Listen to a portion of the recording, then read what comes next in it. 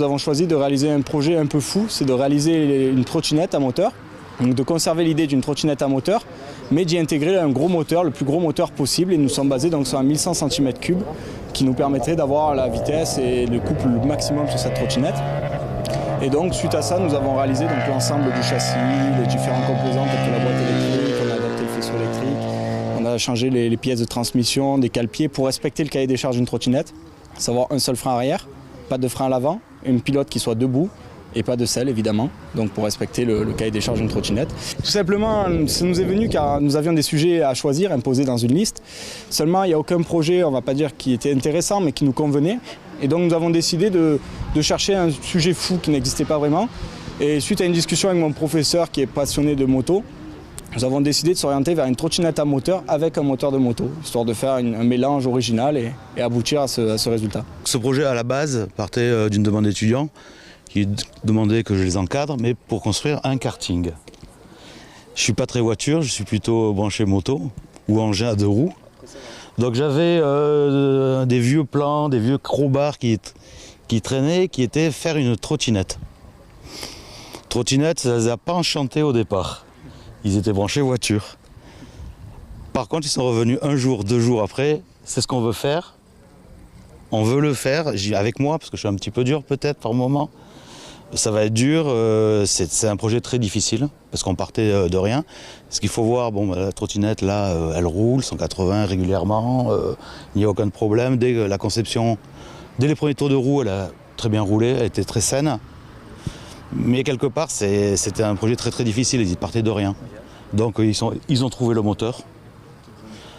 Ils ont fait des plans pour faire le châssis, ils ont trouvé des sponsors, parce qu'il faut quand même un petit peu amener, même si ça n'a pas coûté très cher, mais il faut trouver quand même des budgets. J'y croyais pas trop. L'idée c'était simplement de faire un engin qui pouvait rouler. Moi je leur avais dit qu'elle roule 100 mètres et ce serait gagné.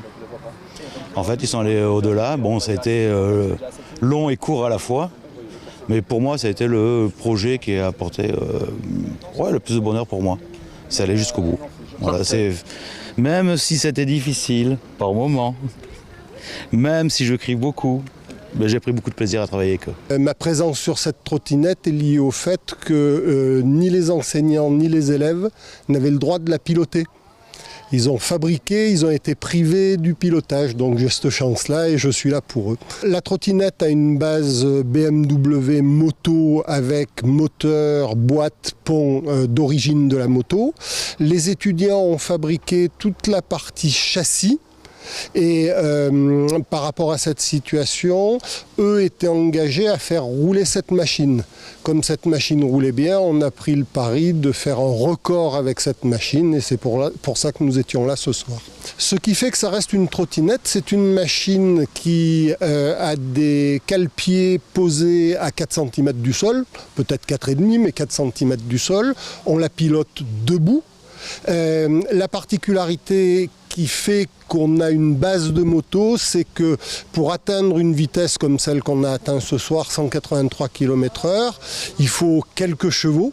Et ces chevaux sont donnés par le moteur d'une moto. Voilà.